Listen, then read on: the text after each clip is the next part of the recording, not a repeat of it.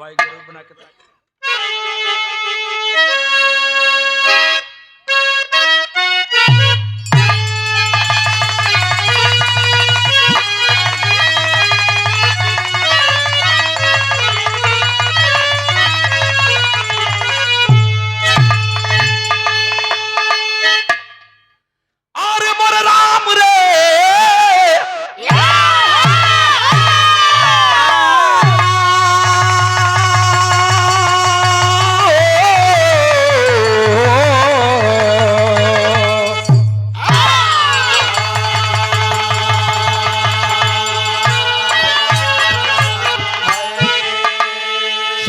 भूमिका में भाव है। पढ़े लिखे भैया जरा सा गौर करेंगे। भूमिका की लाइन में कवि जी का भाव बड़ा सुनहरा है, वीरता की परिभाषा है। कैसे?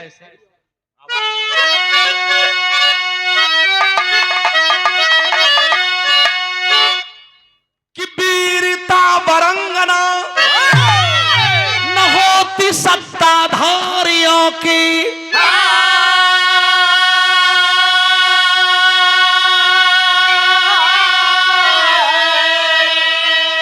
स्वच्छंद सामाजिकता लहराती है वीरता।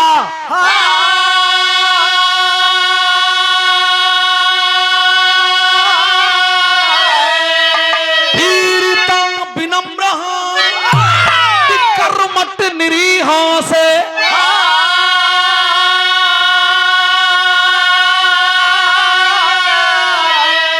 कुशासन बाकटू से टकराती है वीरता।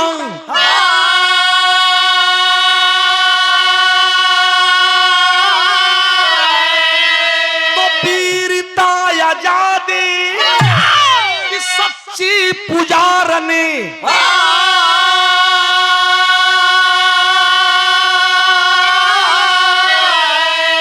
गुलामी को ठोकर लगाती है वीरता।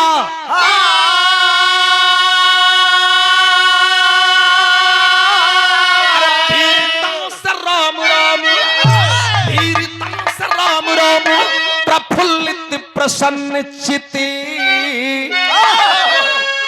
कि ऐसी ही भाती है केवट की वीरता।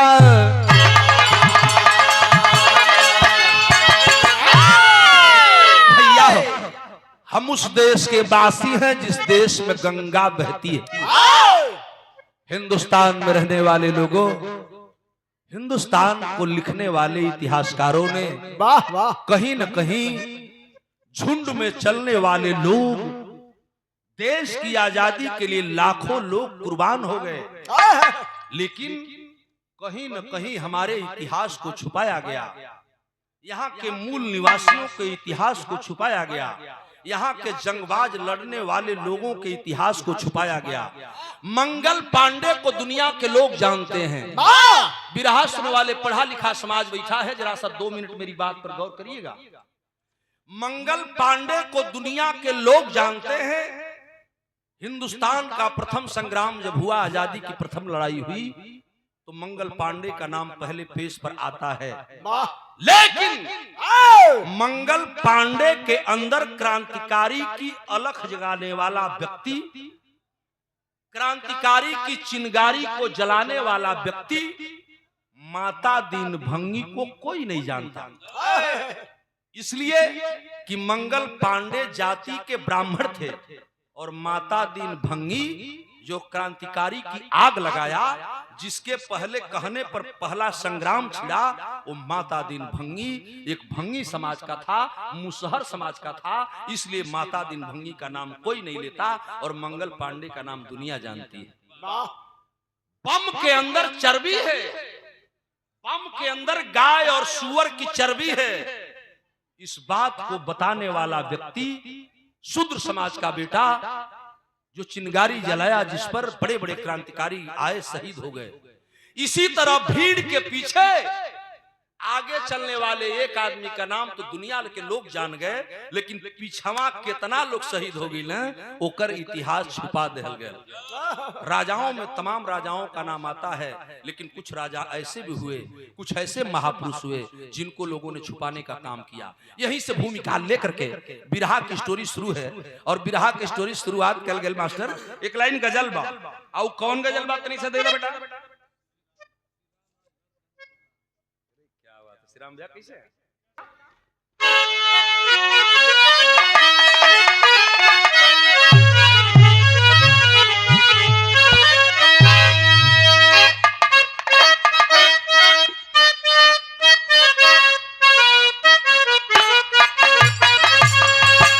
वह गजल बा क्या रे, उठो मुसलमान नमाज पढ़ लो, उठो मुसलमान नमाज पढ़ लो, अभी मेरा सर कटा ले। अरे उठो मुसलमान नमाज पढ़ लो, अभी मेरा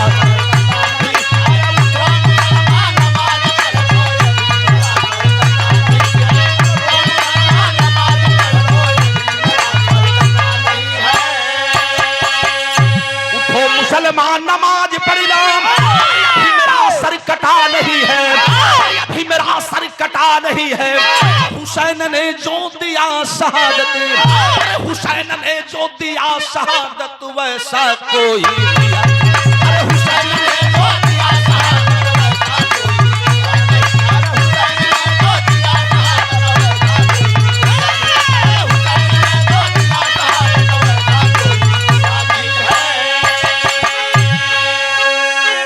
बिरहा में भाव है कि धरणिये हिंदुस्ता की, धरणिये हिंदुस्ता की वीरों से खाली नहीं है।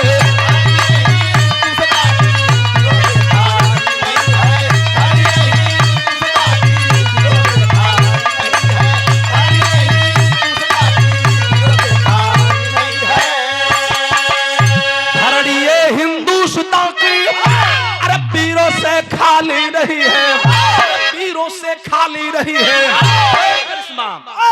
दाग दामन में लगाए, दाग में लगाए माँ कोई पाली नहीं, दाग दामन में लगाए माँ कोई पाली नहीं, दाग दामन में लगाए माँ कोई पाली।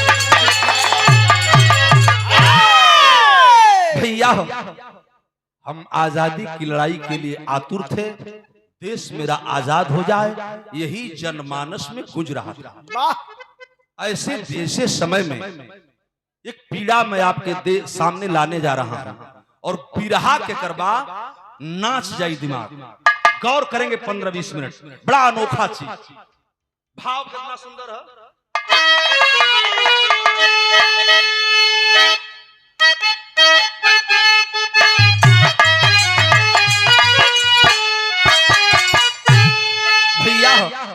जौहरी शहर तोर जन्म ना रहा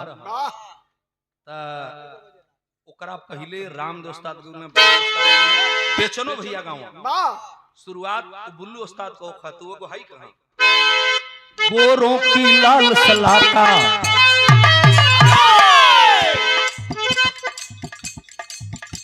गोरों की लाल सलाका भारत माँ के सीने में निर्मम निसंग निडर हो चुम गई लहू पीने में।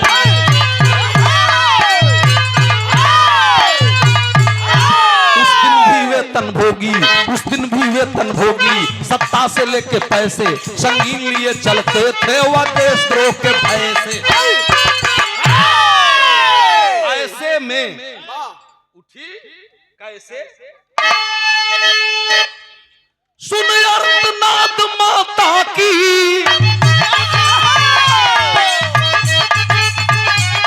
अंबर से टपका पानी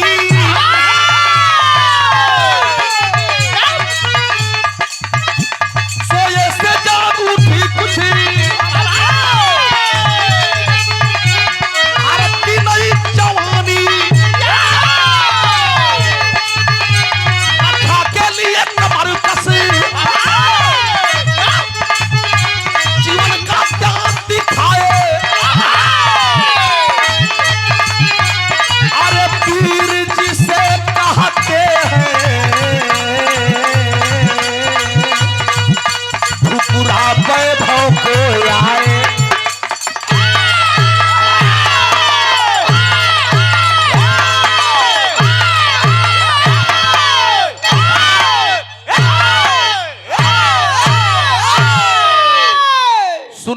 अर्तनाद माता की अंबर से टपका पानी। सुन अर्तनाद माता की अंबर से टपका पानी, सोए से जाग उठी कुछ भारत की नई जवानी। रक्षा के लिए कमरकस, रक्षा के लिए कमरकस जीवन का त्याग दिखाए, वीर जिसे कहते हैं ठुकरा वैभव को आए। जेकरा के आजादी का नशा चढ़ल, हमरा देश के लोग बैठल हुआ, सर समाज के भैया लोग सुनत हुआ, माई बहन है जिके आजादी की का नशा चढ़ल, देश से गुलामी भगावे के हो, सगरी सुख वैभव त्याग करके आजादी की लड़ाई में टूट पड़ा। देश में जब एक नाम आता है हलचल मच जाती है। आज भी रोआ खड़ा हो जाला हो। नेता प्रमोद बाबू, नेता तो धरती पर बहुत हुए, लेकिन धरती पर नेताजी, नेताजी अगर शब्द किसी के आगे लगा तो केवल एक व्यक्ति का नाम लोग जान जाते हैं कि नाम किसका है। वो था नाम नेताजी सुभाष चंद्र बोस। नेता तो धरती पर बहुत हुए, लेकिन जिन्होंने नारा दिया तुम मुझे खून दो हम तुझे आजादी देंगे। हिंदुस्तान के रहने वाले लोगों, जिस मिट्टी पर रहते हो, जिस भारत माता की कसम तुझे, आओ मेरे साथ चलो। अगर तेरा लहू है तो मेरे जैसा सीना आगे है, गोली मेरे सीने पर लगेगी और धार पीछे से लहू की तेरे बहेगी। एक बार का वाक़या, जब नेताजी सुभाष चंद्र बोस आजाद हिंद फौज का गठन किए, उस गठन में आजाद हिंद फौज में नौजवानों की भर्ती होने लगी। एक से एक नौजवान भर्ती हो रहे थे, देश के लिए कुर्बान होने की तैयारी देने में लगे थे। उसी बीच जब अंग्रेजों को पता चला तो अंग्रेजों ने इनाम रखवा दिया कि बंगाल का रहने वाला क्रांतिकारी नेताजी सुभाष चंद्र बोस को जिंदा या मुर्दा जो भी पकड़वा देगा उसे 50,000 रुपए नगद और एक सरकारी नौकरी दी जाएगी। अंग्रेजन का ऐलान भइल, नेताजी लुका के रह लगल। आज जब नेताजी छुप कर रहने लगे, एक दिन बंगाल से निकला वो व्यक्ति, ये चचा बंगाल से निकल करके नेता सुभाष चंद्र बोस जी इसी तरह बिहार के रास्ते हमारे उत्तर प्रदेश में प्रवेश किए। बंगाल से बिहार आते हैं, मुजफ्फरपुर होते हुए छपरा भटनी के रास्ते जब गोरखपुर में आए, देवरिया के रास्ते गोरखपुर में जब आए, गोरखपुर में एक मीटिंग करते हैं और सिपाहियों की खबर, अंग्रेजों को खबर लग गई कि नेता सुभाष चंद्र बोस यूपी में मीटिंग कर रहा है, उत्तर प्रदेश में आया है। कहां आया है? तो गोरखपुर में आया है। अंग्रेजी फौज नेताजी के पीछे लग गई। नेता सुभाष चंद्र बोस को जब भनक लगी तो हमारे देश का गुआ नेताजी गोरखपुर छोड़ करके गोंडा की तरफ चले गए और गोंडा रेलवे स्टेशन पर जब उतरे तो गोंडा में पुनः अंग्रेजी फौज नेता सुभाष को घेर लेती है। लेकिन वाह कुशल खिलाड़ी फौज का, नेताजी सुभाष चंद्र बोस गोंडा से छोटी लाइन के रास्ते भगे और चले गए बहराइच जनपद में। बहराइच में कहा गए मैं बताने चल रहा हूँ, बिरहा सुन वाले भैया तेरे सब यही से गौर करिए। भागत हुआ नेताजी, पीछे अंग्रेजी मिलिट्री लगे है। नेताजी वो गीत गावत जाए, ये भी मिले कौन गीत गावा, हमारे तर्जुमा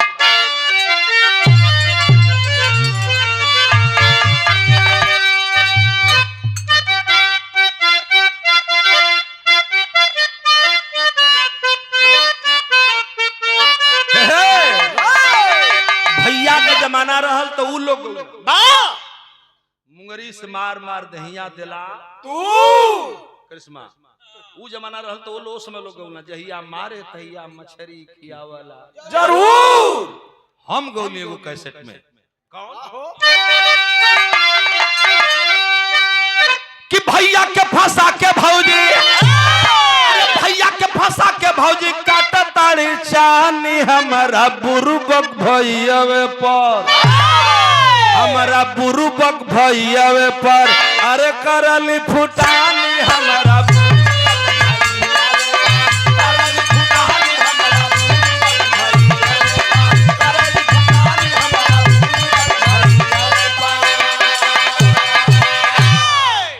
अगस्त 26 जनवरी के दिन गोरखपुर रेडियो स्टेशन पर पहली गीत हमारा प्रसारण भई रहे, जो नाम है हम गुगले रही कि सोने का चिड़ैया, अरे सोने का चिड़ैया वतनवा हमार जहाँ लहर तिरंगावा, जहाँ लहर तिरंगावा, अरे गगनावा मझारी जहाँ लहर तिरंगावा, गगनावा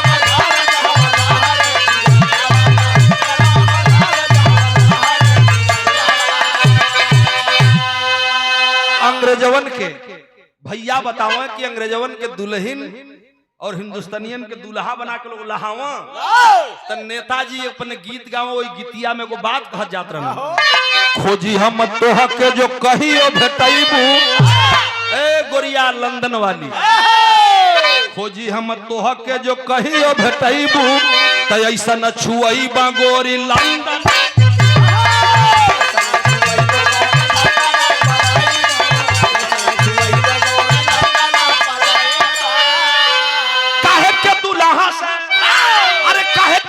से करलू तकरार जहाँ लहर तिरंगावा, जहाँ लहर तिरंगावा, अरे गगनावा मझारी जहाँ लहर तिरंगावा, गगनावा मझारी जहाँ लहर तिरंगावा।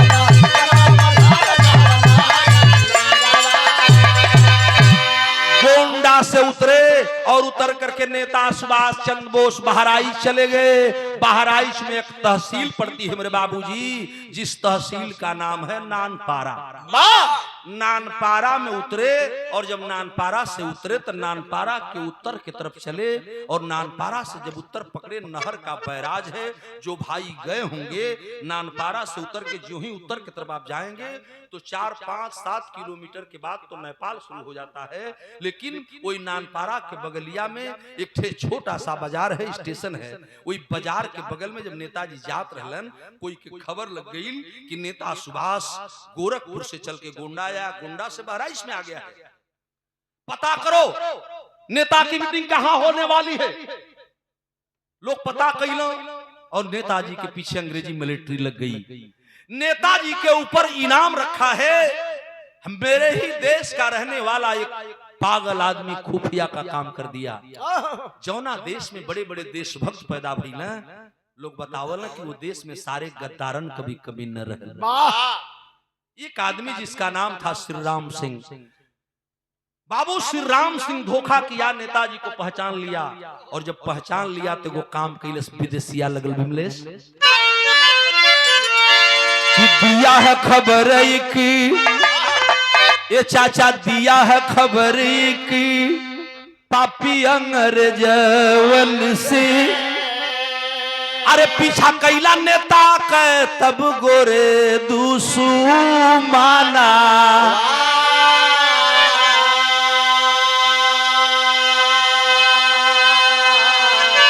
आ भागत भागत अइले ओही नदिया किनारवा हो, ये चाचा जहां पर रहल एक ठेके वटके महाकाना,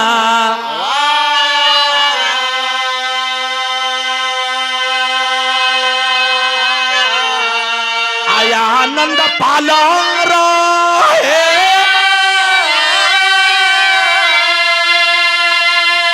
ये चाचा ये कही ललनावा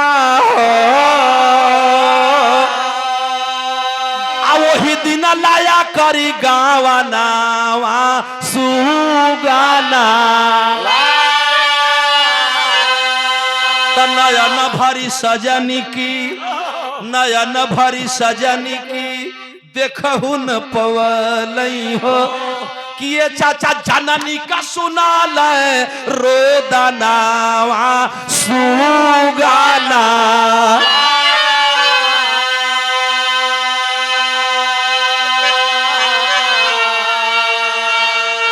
भैया नानपारा रेलवे स्टेशन से उतरकर नेता सुभाष चंद्र बोस आगे बढ़े ही थे कि पुलिस वालों को श्री राम सिंह लाला बागी खबर कर दिया। रुपए के लालच में, नौकरी के लालच में जब अंग्रेजों को खबर लगी, नेता सुभाष चंद्र बोस का लोग पीछा कर लिए और जब पीछा कर लिए नेताजी भागने लगे। ये चचा भागत भागत नानपारा से केहू तरे जब नदी के किनारे पहुंचने वाले हैं, वही के पहले बैराज जो बह रहा है, जहां बंदा बना हुआ है, आज भी पुल बना है, सुभाष चंद्र बोस के नाम से वह पुल जाना जाता है। मैं आंख से देखी हुई बात बता रहा हूं आपको, इस बिरहे में बताऊंगा, खुद मैं वहां जाके देखा हूं एक चीज। बाबूजी, नेताजी भागते भागते जाते हैं, वो नदी का किनारा रहल, नदिया के किनारवा जुट्टा जामर रहल, जौने के हमना ओरी ढोड़ कहल जाला, हमरा और अधिकतर लोग ढोड़ कहल, ढोड़ का खर रहल। नेताजी सोचला कि खरवा में लुकाए जाई, अंग्रेजवा भग जाई, लेकिन कहीं अगर पकड़ गईली तो मैं देश की आजादी दिलाने से पहले ही गिरफ्तार हो जाऊंगा और मेरी आजादी की लड़ाई अधूरी रह जाएगी। एले बढ़िया हो, बगलिया में 5-7 गो घर रहल, देखलस कि नेताजी देखलन कि 5-7 मड़ई लौकत है और भाग के हरिया गईला, तो ये चचा मड़ैया 5-7 घर का टोला रहल, वो टोला के कर रहल केवट भाई लोगन का, केवट माने मल्लाह भाई लोगन का। नदी के किनारे अक्सर मेरे मल्लाह भैयाओं की मकान मिल जाती है, वही तरह 5-7-20 घर मल्लाह लोग का बस्ती रहल। नेताजी सोचलन कि चल जली मड़ैया में कोनो घुस जाई, जब अंग्रेजवा चल जाई है तो हम जाई। जो ही टोलवा में गईलन, मोहल्ला में गईलन, नेताजी छुपे खातिर एगो टाटी रहल, मड़ई ले उठंगावर रहल, टटिया हटा के अंदर घुस गईला।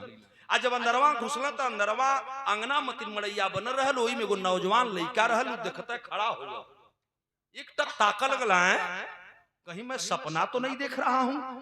हाथ जोड़ करके खड़ा है वो लड़का, कहा साहब आप? नेताजी कहलन कि बेटा जरा धीरे बोलो बाबू, जरा धीरे बोलो। कहलन क्यों धीरे बोलूं, क्या बात है, आपके सामने धीरे क्यों बोलूं?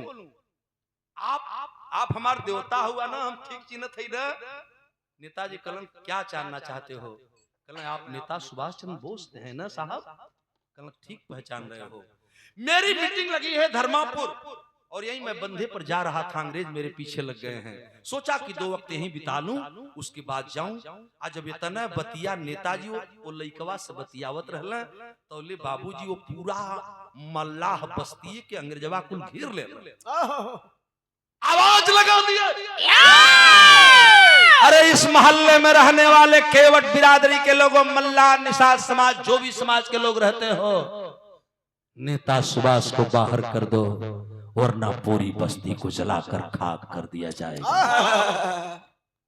खोल गया खून आनंदपाल। आनंदपाल नौजवान लड़का कलश की साहब हम तो तोरे मीटिंग में जाल चाहत रही, आप देवता हमरे घरे में आ गिला, तोरे पीछे अंग्रेज लगल हूं, अगर आप पकड़ गए तो सारी आजादी की लड़ाई हम लड़ते रह जाएंगे, देश गुलाम का गुलाम रह जाएगा। बाबूजी वो मल्लाह का लड़का आनंदपाल कर रूंगा फरफरा गल हो, तो कवि जी के टेरी लिखे पड़ल, अरे पानी भी जल अंगारा होई गवाम, पानी भी जल अंगारा होई गवाम, बागी बना पीर बह चली पीरत्व की धारा, बागी बना पीर बह चली पीरत्व की धारा, पानी भी जल अंगारा हुई गवा। कितना ऊंचा भाव कवि ने लिखा है, पढ़ा लिखा समाज बैठा है, शाब्दिक अर्थों पर जरा सा गौर करेंगे।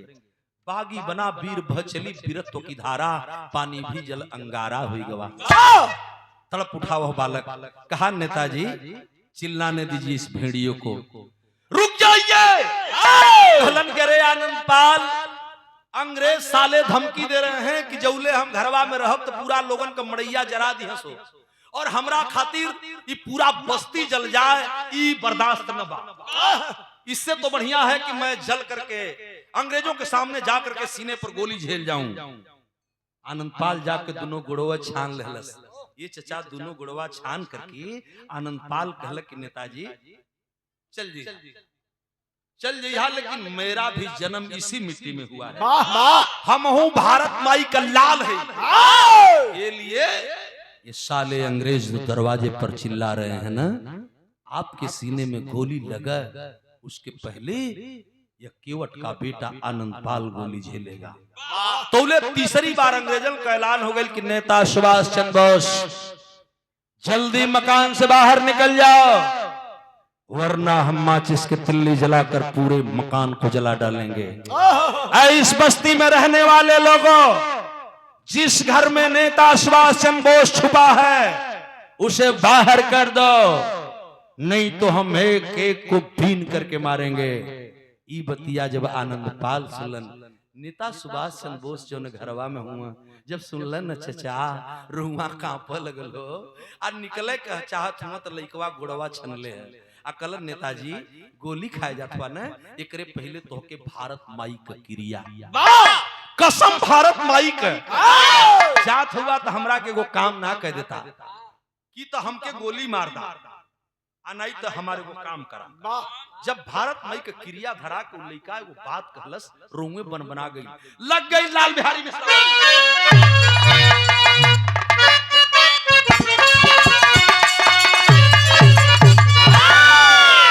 कहा आनंदपाल नेताजी समझा दे रहा,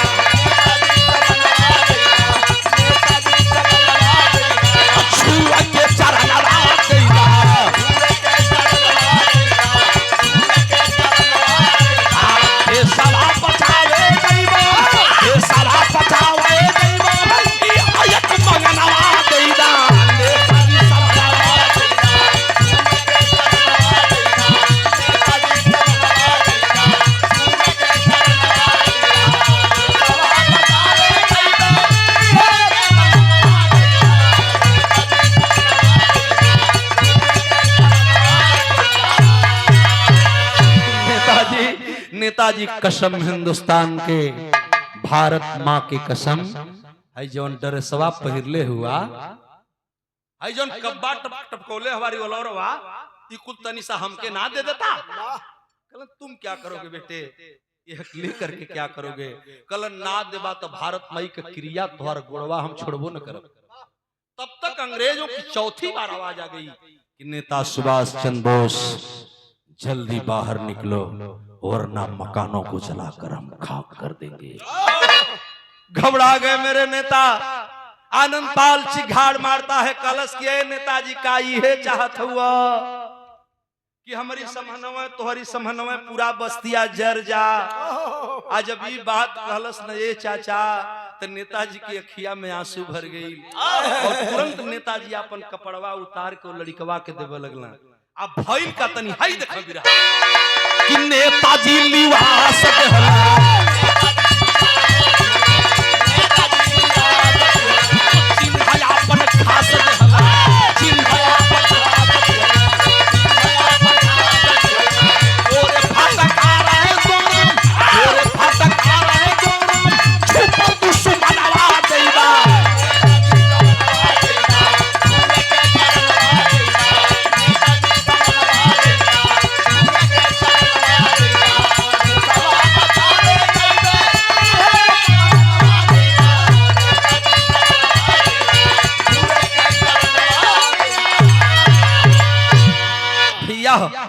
नेताजी अपना ड्रेस उतार करके आनंदपाल को दे दिए। आनंदपाल को जब दिए तो नेताजी का कपड़वा पहन के रिवॉल्वरवा ले करके नकली सुभाष चंद्र बोस बन गए। हट्टा कट्टा रहल, शरीर में वैसने रहल जैसे नेताजी रहल। फर्क कितने बाकी आनंदपाल वो केवट का लड़का नकली सुभाष चंद्र बोस बना। ये चचा घरवा में गौना का दुल्हन आई रही, वही मड़ैया में से ताकत है कि हमार स्वामी हुआ या नेता नेता कैले हुआ ई के हो ना जानत है। नेताजी का ड्रेस पहिर के आनंदपाल गई मड़ैया में, कहलस अपनी पत्नी नीरा से कि मेरी अर्धांगिनी हो तुम ना, सुन लो मैं तो चला देश के लिए कुर्बान होने, मैं तो चला अपने देश के नेता को बचाने, लेकिन मेरे अर्धांगिनी होने का फर्ज तू अदा करना। ऐ नीरा जब तक मैं वापस न आऊं तब तक इस देवता को मत जाने देना। वो पूछलस कि स्वामी के बा?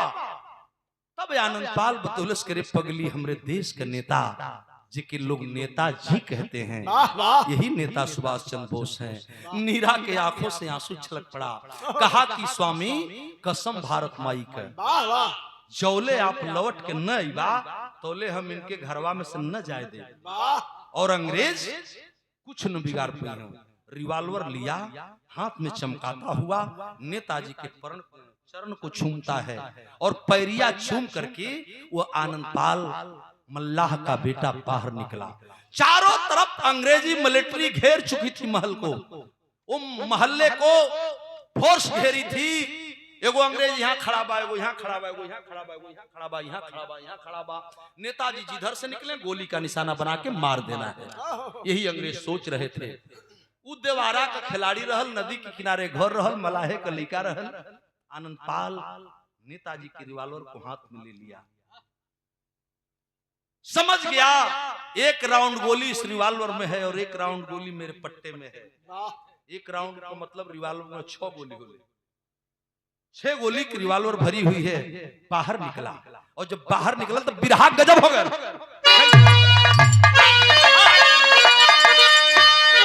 हाँ हाँ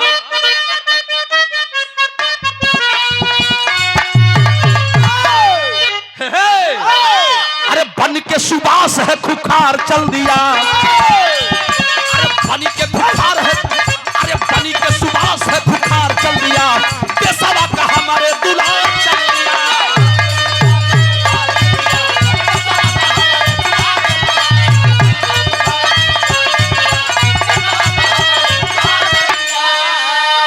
धाए धाए गोलियां, चाचा धाए धाए गोलियां रन पे चलाया है, 10 अंग्रेजों को मार के गिराया है।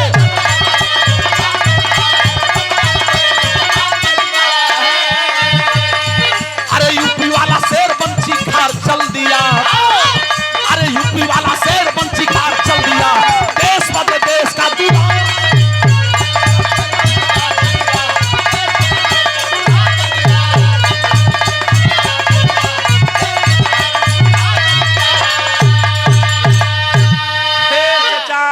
आनंदपाल जो है निकला, रिवाल्वर की नाल तन गई। एगो मड़ई कयार दे के निकलल, दूसर का मड़ई के लुका गई। अंग्रेज ताकत हो, नेताजी इन्ने सही हो, इन्ने सही हो, इन्ने सही हो, चिहात हो, किन्ने सही हो।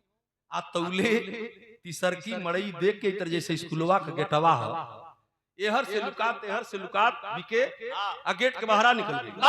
अंग्रेजवन के ताकत कहां हुआ ससारे कल एगो हो दे लौकत है।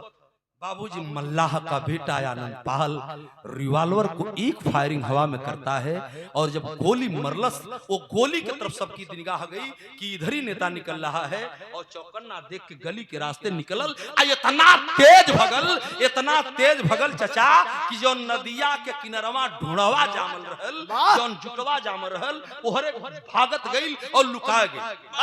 अंग्रेज पीछा कर लिए और जब पीछा कर लिए रिवाल्वर की दूसरी गोली जो भी चलती है, अंग्रेजी फौज का दूसरा सिपाही शहीद हो गया।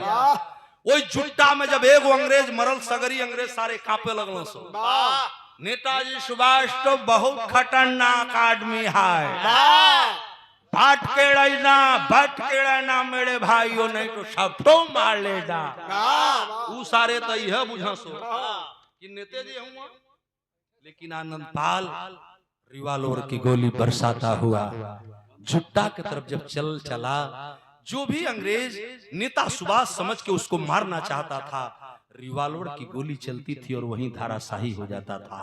देखते देखते दूसरे राउंड की गोली में से भी जब रिवाल्वर में गोली आई तो 10 अंग्रेजों को गोली तो मारा, लेकिन 10वां अंग्रेज को मारते मारते रिवाल्वर की 12वीं गोली खत्म। एगो हवाइये में मार देले रहल, एगो निशाना चूक गई। इतने जब 12वीं गोली खत्म हो गई तो सोच में पड़ गया कि ओहो मेरी गोली तो खत्म हो गई, अब मैं पकड़ जाऊंगा, मार जाऊंगा। लेकिन मुझे मरने का गम नहीं है, मुझे पकड़ जाने का गम नहीं है। हमरा के गम ए बात का बा कि लोग जब पकड़ ली तो देख जब ली तो चिन्ह जई कि नेता सुभाष न ई तो कोनो दूसर लगत बा, ई बड़ा डर बा। दिमाग में यह बात घर कर गई कि नहीं मैं मर जाऊं ये ठीक है, लेकिन ये साले ये न समझ पाए कि नेता सुभाष नहीं है, कोई दूसरा है। इतने बात तो जब लड़का के घर कैलस तो ये चचा टोड़ कयाड़ लेके भागत भागत धीरे धीरे नदी के दियारा के तरफ गई, जहाँ पर्दवा लगल बा, वही पर्दवा के लगवा नदिया का धार का पानी रहल। आ इतना दूर बालू का रेता रहा। ये गैप बा समझ ले। यही गैप में वो लड़का नदी के धार की तरफ बढ़ना चाहता है। ए चचा जो ही जुटवा से निकलल न हो पंचो, नदिया की धार की तरफ चलल कि नदिया में कूद के जान दे दे नेताजी समझ के हमके लोग मरल समझ जाई हैं, तलेवा नदिया में कूद जाई। आनंद पाल भागला जो ही बालू के रेता में मैदान में आया। जो साले अंग्रेज बचे थे ठाए ठाए गोली चला दिए और मेरे भारत का सपूत नदी के किनारे जाते जाते कई गोली लगल वही जब बालू रेता में गिर गया। ये चचा हम इतना जने बैठल है हो, जब बलुइया में गिरल न हो, जब बलुइया में गिरल चचा तो सोच गए कि सारे अंग्रेजवा जब पकड़ ली है न तो लोग चीन जाइए कि नेता सुभाष चंद्र बोस नहीं तो कोनो दूसर बा, तो हमार भैया खातिर फिर काल बन जाई। ये चचा वही जब लड़कवा केहुनी के बल हो ऐसे चले लगल आ केहुनी के बल घुसुके लगल कि जौले अंग्रेजवा हमरे लग गया हम नदिया में कूद जाई। अब बारे करिश्मा बारे मेरे देश के, बारे मेरे देश की वो पवित्र माता जिन्हें हम भारत माता कहते हैं। माई की कृपा जब भइल वो जवान नदी के किनार के धार पर पहुंच गई। आज जब वो धरिया के किनारवा गई जौले सारे पकड़ल चाहा आ कौले वो नदी में छलांग लगा। आज जब नदी में छलांग लगा गया बाबू तो ऊपर से गोलियां बरसाया अंग्रेजों ने, लेकिन दिमाग में एक बात हलचल कर गई कि नेता सुभाष चंद्र बोस मार दिया गया। कहां? नानपारा के बगल में धर्मापुर में वो बंधे के नीचे नेताजी नदी किनारे मारे गए। नदी में डूब कर आत्महत्या कर। ये खबर बहराइच जनपद में आती है, गोंडा आती है, गोंडा से गोरखपुर और गोरखपुर से पूरे भारत में जब फैलने लगी कि नेता सुभाष चंद्र बोस मार दिए गए। भारत के निवासी जब सुनते हैं करेजवा कांपे लगल कि हमार देवता मार दे गई ना, ई तो ठीक बा। लेकिन ए चचा ई खबरिया जब वो घरवा में गई, जौने घरवा में नेताजी लुकायल रहल ऊ जब सुनल कि हमरा बदले आनंद पाल मार दहल गल का, नेताजी के दिमाग में आयल कि लोग ये बतियावत हुआ कि नेताजी मर गए, इसका मतलब यही हुआ कि मेरे बदले आनंद पाल मर गया। नेताजी झरझर झरझर रोवा लगल। ये चचा जब नेताजी झरझर झरझर रोवा लगल तो उनके रोवत देख लेनी मड़ैया के अंदरवा से नीरा साहनी जौन आनंद पाल का गौना का मेहरुआ रही। वो गौना का दुल्हन देखलस कि नेताजी रोवत हुआ, हमरे घरवा में रोवत हुआ। ए चचा ना बर्दाश्त भल हो, वो गौना का दुल्हन निकल पड़ल, आके पैर छान ल देवता ये करे खातिर रोवत हुआ कि हमार स्वामी गइल तो के बचावे, अब तू जइबा तो मरा जइबा, ना ना मत रोवा। ऊ का बुझत बा तब तक नेताजी के मुंह से निकला कि नहीं पगली, मैं इसलिए नहीं रो रहा हूं कि मेरी भी छाती में गोली लग जाएगी। अरे पगली मैं तो इसलिए रो रहा हूं कि इस घर का इकलौता चिराग आनंद पाल इस दुनिया में नहीं रहा।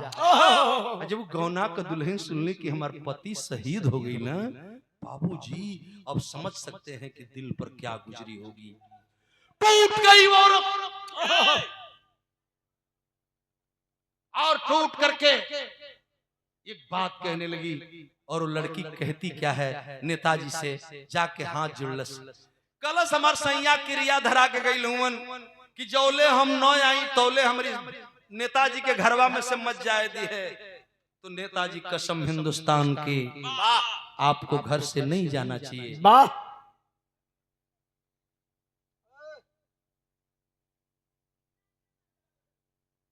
नीरा कहलस साहेब हमार सैया क्रिया धरा के गई ना कि जौले हम न आई तो नेताजी के घरवा में से न जाए दी है, तो हम तुहार रक्षा कैसे करें, ई तो हमके नहीं खे बुझात। लेकिन हमार स्वामी शहीद हो गए तो अब हम जियब कैसे, एकरा खातिर हम तुहार पैर तब छोड़ब, अब हम जाई। नेताजी कहलन कि तू जाएगी, कहां जाएगी रे पगली। नीरा पैर को चूमती है और एगो बात कहलस, का कहलस भैया गाँव कैसे कैसे भैया ते सवा के करना, भैया ते सवा के करनवा, भैया ते सवा के करनवा,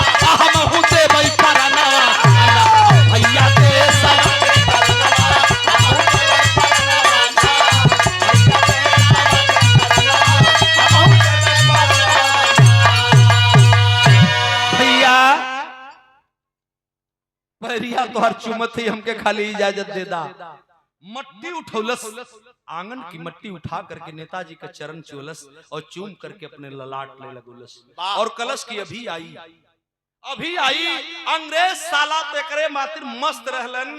बहराइच से लेके गोंडा गोरखपुर है नहीं, पूरे पूर्वांचल के साथ साथ पूरे देश में जब ये चर्चा हुई कि नेता सुभाष चंद्र बोस मार दिया गया, कहा नानपारा में मार दिया गया, नेता सुभाष चंद्र बोस मार दिया गया। खुशी में अंग्रेज फूले नहीं समा रहे थे, जश्न जगह जगह जश्न लोग मना रहे थे। नेताजी को कसम धराती वो लड़की की है, नेताजी कसम हिंदुस्तान के, भारत माता की कसम, जब तक मैं वापस नहीं आऊं तब तक आप यहां से घर से बाहर नहीं जा सकते। किरिया धरा के आओ लड़की जब फिर पैर चूम के निकले लगल तो उधर चलती है जिधर अंग्रेज नेता सुभाष के मरने का जश्न मना रहे थे। और कहां आ गई? वही नानपारा की तरफ कि भैया के सवा के कराना, भैया के सवा के कराना,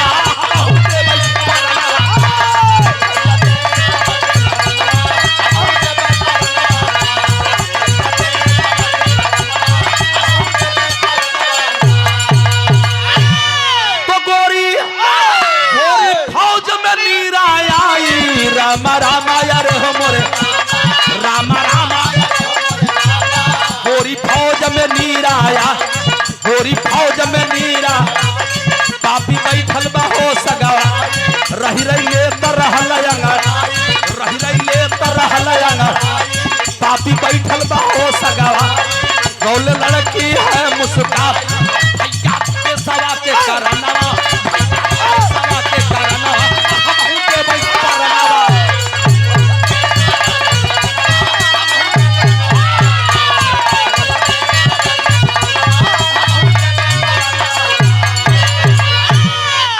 नानपारा तहसील है, नानपारा तहसील के पास पहुंचती है, अंग्रेजों का डेरा है, कैंप पड़ा था और वही कैंप में बैठ करके अंग्रेज जश्न मना रहे थे कि नेता सुभाष चंद्र बोस मार दिया गया।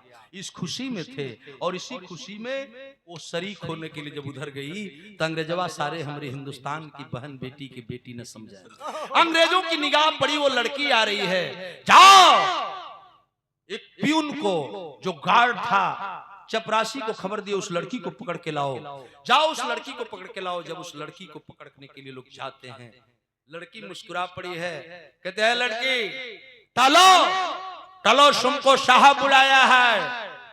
नीरा मुस्कुरा पड़ी, कलश के मैं साहब की खातिरदारी के लिए ही आ रही हूं। तुमने सुना कि नहीं? यह बतियावत कैंप में चल गई। जब कैंपवा में गई जितना अंग्रेज मिलिट्री कर रहा हूं, कैंप वाले बाबूजी सारे जश्न में डूबे हैं। और जब लड़की को देखे तो ठिठोली करने लगे, मजाक करने लगे। नीरा कहती है कि नहीं, अगर यहाँ नेता सुभाष के मरने की अगर आप लोग खुशी मना रहे हो तो मैं भी उस खुशी में शरीक होने आई हूँ और मैं कुछ आपकी सेवा करना चाहती हूँ। कल की क्या करना चाहती हो कर लो, जो चाहे कर लो, जो दिल में आए वो कर लो। आज अभी बात अंग्रेज कहलन है बाबूजी, तो नीरा मंगाती है, कहती है साहब ऐसे नहीं होगा। तुरंत अपना कपड़ा उतारने लगी और अर्धनग्न शरीर पर वो नाटक करना शुरू करती है लड़की और नाचने लगी उस महफिल में। और सारे अंग्रेज झूमने जब लगे तो दूगो बिस्की का बोतल मंगा लगा। जब बिस्की का बोतल मंगौला सो तो नीरा नाचत नाचत तो बोतलवा के उठा लेलस और बोतल उठौलस, हरिंदर गिलास उठा लेला। जब गिलास उठौलस, बोतल उठौलस तो अंग्रेज नचला में बांटा कि नेताजी मार दिया गया है। वही बीच में नाचत नाचत तो लड़की एगो कमाल कर गई। और जानते हैं कितना बड़ा कमाल करती है? नाचते गाते अंग्रेजों के बीच में बिस्की का बोतल जब उठौलस, ये हरिंदर ओकर ढक्कन खुलस। कैसे हो भैया बताओ? टूट गए। दिखाई है बोतल का सील टूटल और बिस्की का बोतल खोलत है लड़की, खुल गई, गिलासी में ढरलस। अरे कम में पानी रहे, कम में पानी रहे। गिलास भर गई, पानी मिलावे खातिर पानी कहाँ से लाई? तो अंग्रेजवा कुल डिब्बा में पानी धैले रहसो, बड़का मोटका डिब्बा रहा, वही डिब्बा के उठलस, वही में गिलासी में शराब में पानी मिलावत है। कैसे मिलावते भैया? कम में रहे। पैक बनौलस और पैक बना करके एक एक अंग्रेजों को देना शुरू किया। एक पैक दू पैक जब पियला सा नुआए लगना सा आ तब वही जाए वो खेला कैलस। कौन खेला कैलस तनिया भाई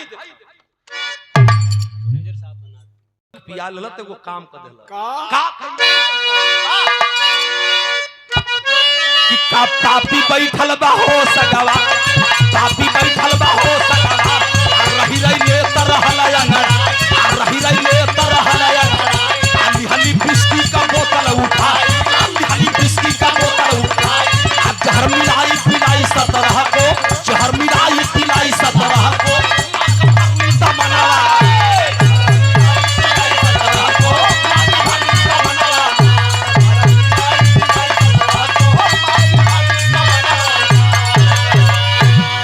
चचा बिस्किया का बोतलवा उठा के हो, वह नीरा नाम की मेरे देश की बिटिया बोतल उठा करके एगो पुड़िया निकलस, बड़ा जतन से लेके गई रहल अंदर, अपने ब्लाउज में रखले बा, ओके निकलस एगो भभूत का पुड़िया। अंग्रेजवा सारे जौले बुझा तौले वही बोतलवा में मिलौलस, आउ कोनो सोखा जी का भभूत न रहले, हम उ रहल जहर और शराब में पड़ते ही विषैला बन गया। और जब तीसरका पैक ढार के दहलस, जो अंग्रेज पिए जवन सारे पियला सो करिश्मा जौने पियला तौना वही जा लुढ़क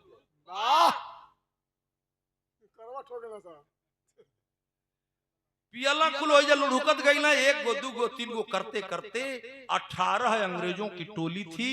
एक अंग्रेज गेट पर पहरा दे रहा था, 17 गो कैंपवा में रहलन, 17 के पियोलस 17 जब लुढ़क गई तो हिंदुस्तानी खून बड़ा गर्म होता है।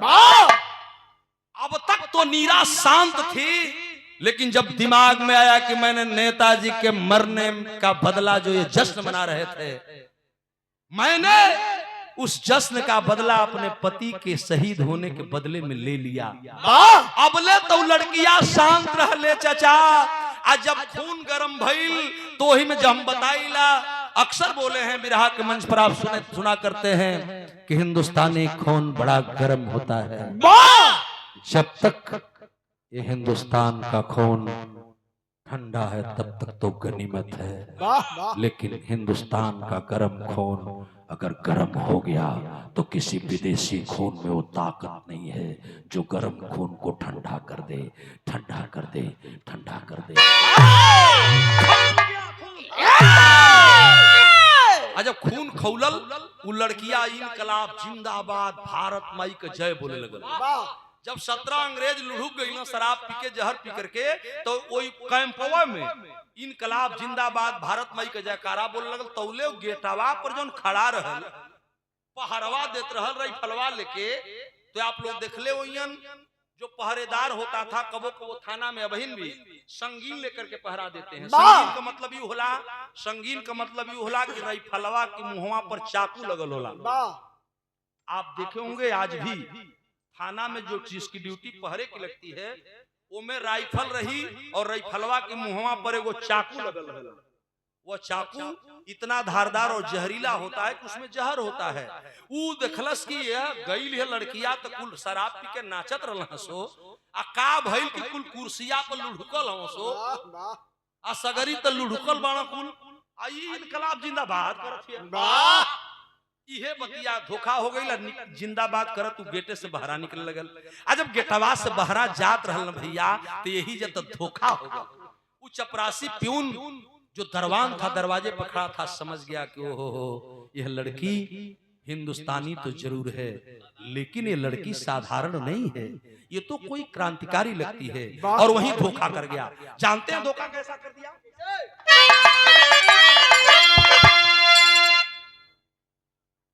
माननीय स्वामीनाथ, अच्छा हमरा स्वर्गीय पूज्य पिताजी प्रबंधक जी के आप सुपुत्र हैं। दूसरे लड़के भैया स्वामीनाथ राजभर जी आपको सम्मान आए हैं। बहुत बहुत प्रणाम, चरणों में प्रणाम, सकल पंच के पांव छू के प्रणाम बा। बिरहा दिमाग से न हटा। का भइल ह अंजाम क्या बाबा टेंट गेट पर खड़ा संतरी देख रहा है अंजाम। अरे राइफल से गोली मरल सा नीरा का काम तमाम।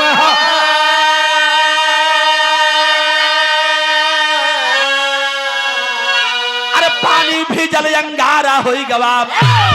जो ही वो लड़कियां निकलल, संतरी जब देखा समझ गया कि लड़की साधारण नहीं, कोई क्रांतिकारी लगती है। इनकलाब जिंदाबाद कर बाहर निकल चलस, चला दिया राइफल से गोली। और ठाए ठाए जब गोली लगी, नीरा इनकलाब जिंदाबाद, भारत माँ का जयकारा कई को वही शहीद हो गल। लड़कियां भी जब शहीद हो गई, खून का धार बह चली, हल्ला मच गया। पूरे देश में हल्ला मचा कि एक नेता सुभाष चंद्र बोस मरा और भारत में क्रांति की लहर दौड़ पई। जिस मंडई में नेता सुभाष चंद्र छुपा था, वहीं से या कहीं से एक लड़की आई है और नानपारा में 17 अंग्रेजों को शराब में जहर दे के मार डाली है। इतना आग लग जाई। फिर अंग्रेजन का फौज चलल गोंडा से, और गोंडा से कई ट्रक सिपाही चलना। गोरखपुर से लोग चल दिए कि आखिर वो लड़की कौन है कर पता लगावे खातिर। तो लड़किया का लसिया वही जब परल बा। ई खबर जब नेताजी के लगल कि जमरा खातिर जौना घर में अली बाबू आनंदपाल इकलौता चिराग त चली गई। अरे बाप रे बाप, हमरा बदे हमार जान बचावे खातिर हमरा देश का भक्तिन नीरा गौना को दुल्हन भी अपन जान दे दिलिन। नेताजी बैठ के वही अंगनवा में रोवे लगलन। याद परल की लड़किया हमके क्रिया धरौले ह कि नेताजी जौले हम वापस न आई तोले तू घरवा में से मत जई ह, तो हम कैसे जाई। ए चाचा ये नेताजी सोचत रहलन। आ तौले पूरा गांव में खलबली मचल। जौन 5-7 घर का टोला रहल, वो गौवा के लोग सुनला कि नेताजी हमरे गौवा में रहलन, अंग्रेजवा घेरले रहलन। लेकिन नेताजी गईला मार गईला तो कौन लड़की गई है, केकरा घर का गई है। तो गईलन वो मड़ई के तरफ जहां आनंदपाल का घरवा रहल। दुआरिया पर एगो टूटही खटिया रहल। ले चाचा एगो बूढ़ दादा ओइजा बैठल रहलन। नाव रहल रामाधार। रामाधार मल्लाह बुढ़ौती के उम्र रहल। जाके उनसे कहलन सो कहो तो के कुछ पता बा। रामाधार चाचा कहलन कि का पता बा। कहलन तोरे घरवा में नेताजी लुका रहल। नेताजी हमरे घर में। रामाधार चाचा से ना बर्दाश्त भई और रामाधार चाचा उठलन, ठेंगुनी लेहले, गौवा के 2-3 लोगन के अंगवा से घरवा में गईलन। त अंगनवा में बैठ के नेता सुभाष चंद्र जी रोवत रहने चाचा। जब रोवत रहलन ना, इहे बात सोच के रोवत रहलन कि बाबू हमके क्रिया धरा के गई कि हम जौले ना आई तोले घर में समझ जई है। पतोही हमके क्रिया धरा के पतोही हो गई कि जौले हम घर में से जब तक हम लौट के ना आई तोले तू घर में समझ जई। यही सोच के नेताजी रो रहे थे। आज तब तक जब रामाधार चाचा गईलन, जो आनंदपाल का बाबू रहलन, कहला कि कौन हो तुम। ऊपर जब मुड़ी कैलन, लोग कहला कि है नेताजी हुआ, नेता सुभाष चंद्र बोस आप हो। चाचा हाथ जोड़ लेलन, कहलन कि तू रोवत काहे हुआ बेटा, तू नेता सुभाष चंद्र बोस हुआ तो रोवत काहे हुआ। आज जब सगरी कहानी नेता सुभाष चंद्र बोस बतौलन, वो रामाधार चाचा मलाह का करेजा फाट गई बाबू। आज जब करेजा फाट गई रोवे लगलन। अब बहिया पकड़लन, कलाई पकड़लन। नेताजी क्या कहलन कि नेताजी तो के हमार बेटा क्रिया धरा के गई है कि जोले हम ना आई तोले मत जई है। हमार पतो ही क्रिया धरा के गई है कि जोले हम ना आई तोले तू मत जई है। तो हम आनंदपाल का बाप बोलत हैं।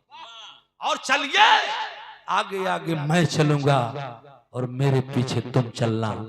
गोली चलेगी तो पहले रामाधार मल्लाह के सीने में लगेगी, उसके बाद आपके सीने में लगेगी।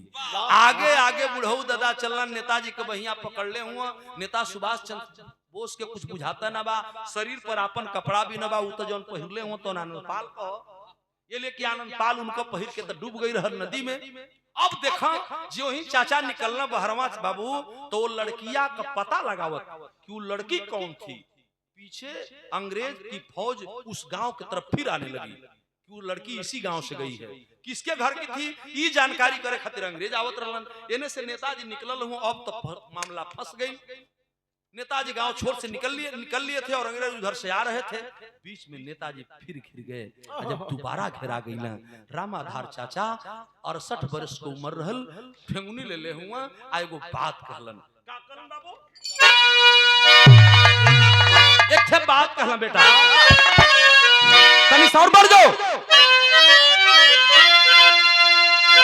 कि दपट के बोला बुढ़ावा का समरदाना हमारे नेताजी।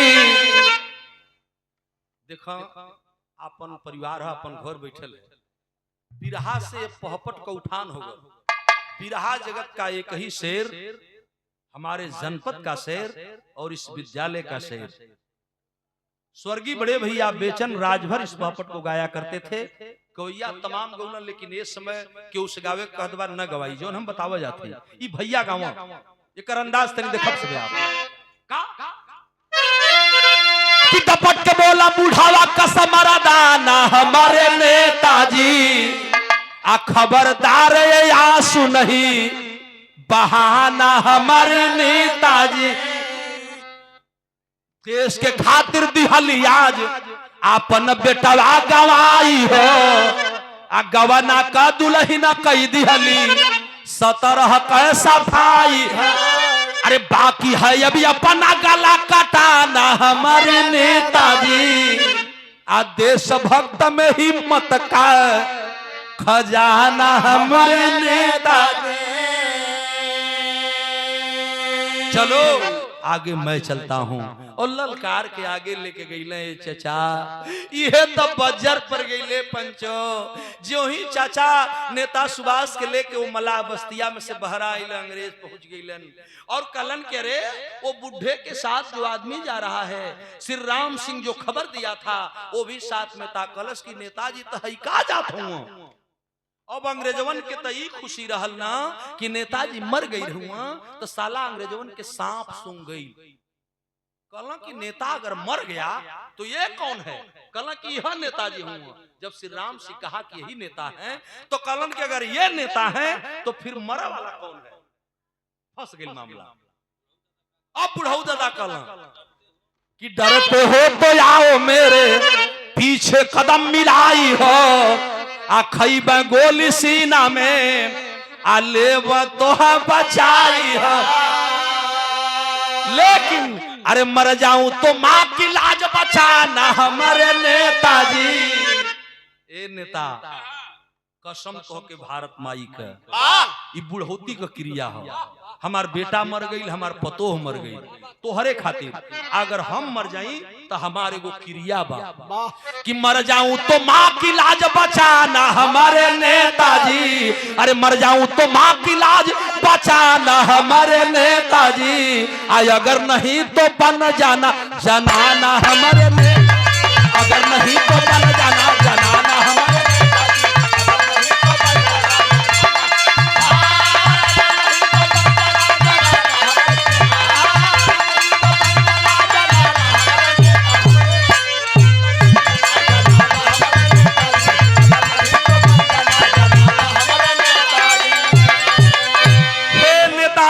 कसम है।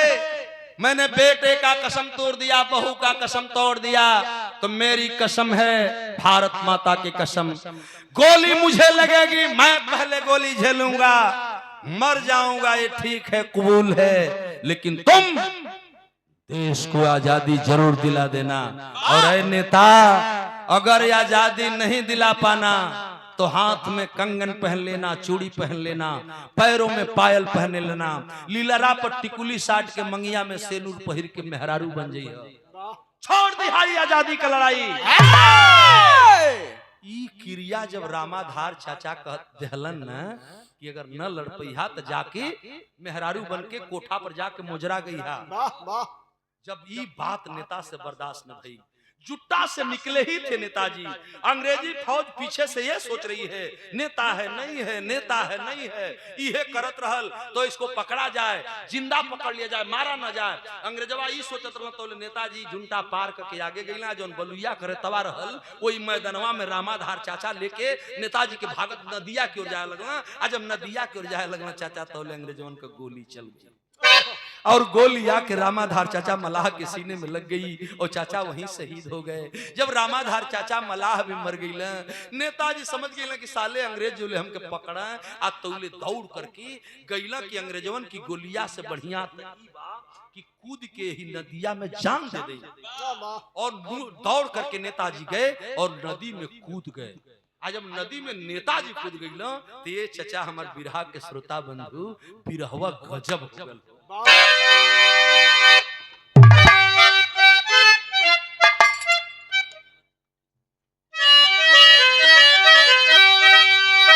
कि भाई लिया के नेताजी जब नदिया में कूद गई ना तो दिमाग में ही वो बात आवे लगल कि नेताजी अगर पहले मरा वो था तो भी ठीक, अगर नहीं था तो ये भी नदी में कूद गया। ये बूढ़ा मरा है वो नेता था तो वो भी कूद गया, गोली वही पानी में चलावल गई। अब नेताजी डूबल तो डूबले रह गए। बिरहा कैसन हो गए तनिया भाई देखो कि भाई लिया के दुश्मन की फौजिया चाचा वीर विद्रोही गईला धारा में बहा।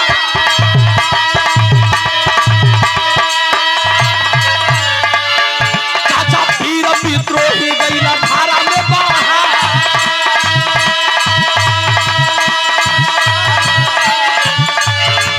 वही नदिया के पनिया में डूबा उतराल।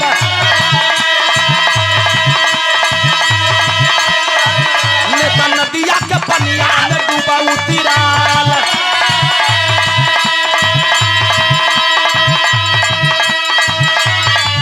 अरे बहुत ये गोलास रहली गईली देखा।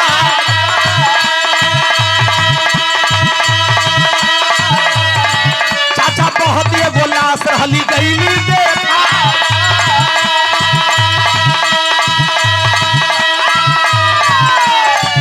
अरे डूबत के मिलल बात तिनका का सहारा। चाचा डूबत के मिलल तिनका का सहारा। उहे लसिया पकड़ के नेता रहला बाहर। अरे लसिया पकड़ के नेता रहला बाहर। बहुत कोसों दूर चली गई। चाचा बहुत कोसों दूर चली गई।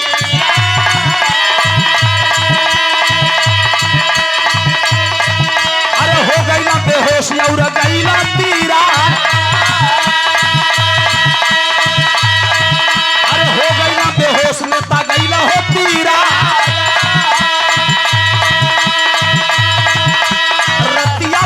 फिर सवेर हो गई।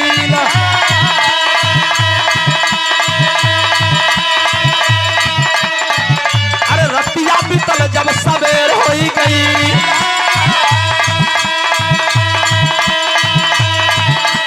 धीरे धीरे नेताजी के होश गया लैया। अरे खींच करके लसिया निकाले पनिया से।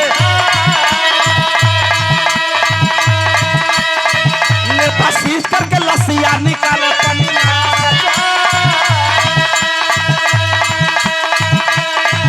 अरे देख करके नेता तब गईला चीहा।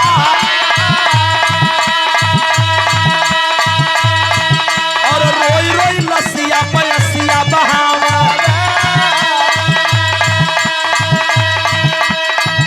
अरे मृतक के सामने रोवेला बिना खा।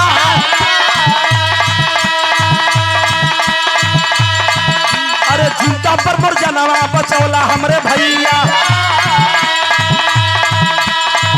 अरे जियत पर जनवा बचौला हमरे भैया। हम वाले पर गईला बचावे हमके। अरे लइके किनारे वो आनंद वाली लसिया। अरे लइके किनारे वो आनंद वाली लसिया।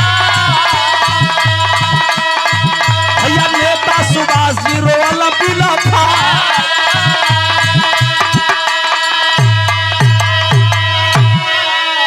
भैया भैया बात दिमाग से न हटे। जब नेताजी डूबलन न तो नेताजी अब मोलन की तब मोलन, डूबते को तिनके का सहारा। नेताजी की एक बहती हुई लाश पर नजर पड़ी, दौड़ के छपक के लसिया के पकड़लन ने चचा। अशांत हो गए नेताजी। अंग्रेज तो चले गए कि नेता पहले नहीं मरा तो अब मर गया, चलो चलते हैं। वापस हो गए कि अब नेता मार दिया गया। लेकिन नेताजी वही नदी में जब डूबलन ना तो डूबते को तिनके का सहारा एक लाश बहत रहल। उतरात हुआ, डूबत हुआ, बहत हुआ, प्राण निकलल की तब। लेकिन छपक के जब लसिया धैलन, लसिया पकड़ के शांत जब भैलन तो लोग कहल, चाचा लोग बतावल कि पानी में जब परगल ओके अपनाए के न चाहिए। नेता सुभाष चंद्र बोस जी लाश पकड़े और लसिया धारा में बहत रहल। जैसे जैसे लसिया बहत रहल वही से हमारे देश का अगुआ नेता सुभाष चंद्र बोस बहने लगे। कोसों दूर चले गए और जब कोसों दूर गए तो एक जगह वो लसिया किनारे बह के लग गई। नेताजी उसी लाश को पकड़े बेहोश, उसी पर बेहोशी हालत में सोए हैं। कब कब बेहोश हुआ इहो दिमाग में न बा। ये चचा वही किनारे लाश के पकड़ के सुतल हुआ। धीरे धीरे सबेर भइल। जब सूर्य उदय हुआ तो सूर्य का रोशनी पानी पर पड़ल और नदी में पानी पर पड़ल तो शरीर पर पड़ल। पानी में जब कुछ गर्मी आई, शरीर पर जब धूप लगल, बगल वाला किनारे वाला जब बालू गर्म भइल तो नेताजी का शरीर भी गर्म होने लगल। धीरे धीरे नेताजी के होश आ गई। जब नेताजी के होश आइल तो लसिया के खींचले जात हुआ, बहरा निकलत हुआ। कलन के हम यहाँ कैसे? नेताजी यही तो सोच रहे थे। और जब बाहर लाए ते चचा ए हमरे बिरहा सुने वाले पंच गोसाई लसिया रहल मुखी भरे, यानी ऐसे मुखी भरे रहल। देखलन कि कोनो वर्दी में लाश बा, कोनो सैनिक जवान को हुई। तो नेताजी जब बहरा लेके अइलन तो लसिया के सीधा कर देलन।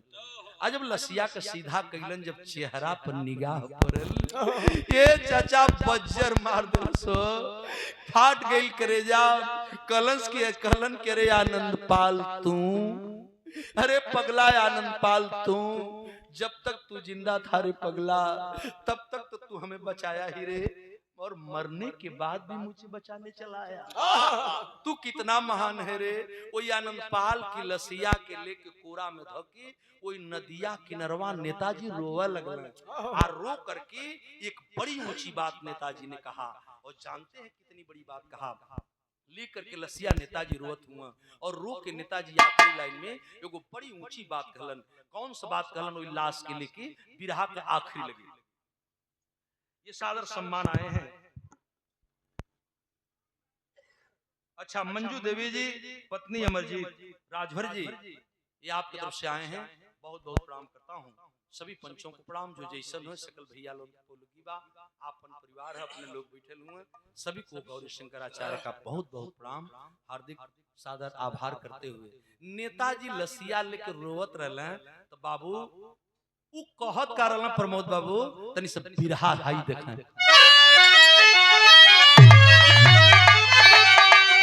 ये चाचा कइले तब बिलो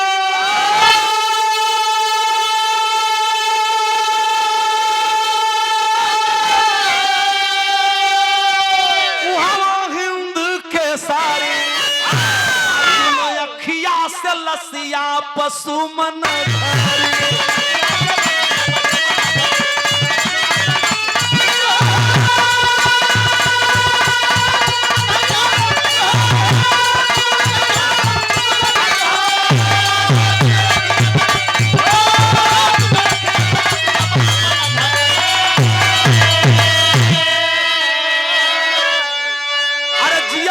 कैला भैया, अरे जियत देवर भैला भैया हमारा पर उपकार हो, हम वाला पर भैला तू नहीं आके पतवार।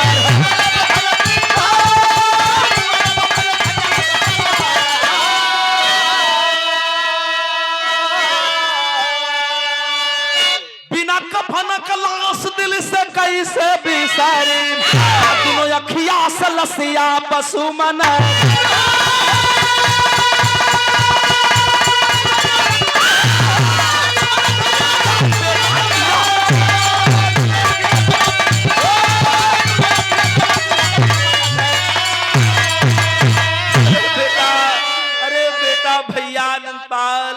भैया आनंदपाल तोहर कर्जा हम न भर पाई, हमके बचावत में तू जान देला, तोहर पत्नी जान देलस, तोहर बाबू मर गिल बुढ़ोती के उम्र में। ए बाबू हम इतना लाचार है रे पगला कि ये नदी के किनारे हम तोरा के देवे खातिर इतना लाचार है कि हमरा पले कुछ नहीं खेरे बाबू, लेकिन कसम खाते रे पगला तोरा जादी वाला सपना जरूर पूरा हुई।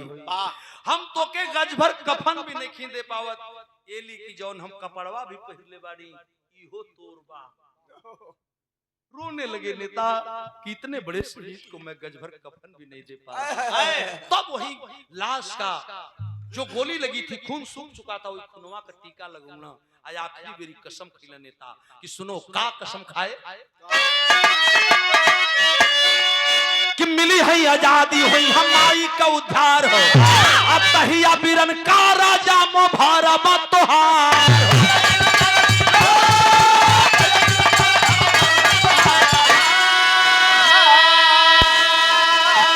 बेटा अरे भैया सुनो कसम है मेरी, मिली है आजादी होई माई का उद्धार हो, तहिया बीरन करजा मो भरबा तोहार हो।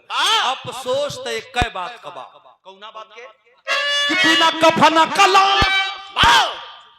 कफन कलाश दिल से कैसे बिसारी, दोनों अखिया से लसिया पशु मना।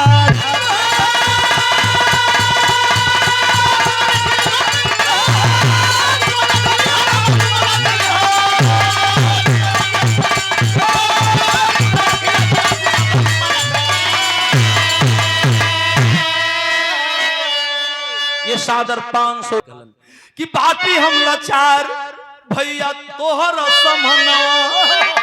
ए बाबू हमार बात ना सुनता, रोक के आखिरी लाइन कहले रहल नेताजी कि बाटी हम लाचार भैया तोहर समहनवा, देबहु ना पैबा तोहके गज भर कफाना।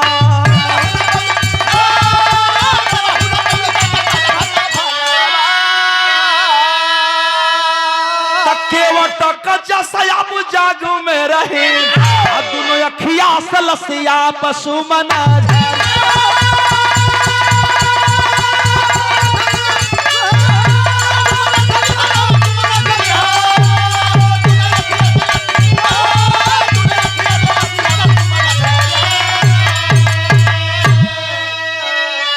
गुरुदिल मोहम्मद राम सेवक सिंह सीओ वदन हरिद्वार, कभी गया लाल जगलू यादो जगधारी दिहल प्यार। अरे पानी भी जल अंगारा हो गवा, आचार्य गौरी शंकर पे बिरहा का सहारा।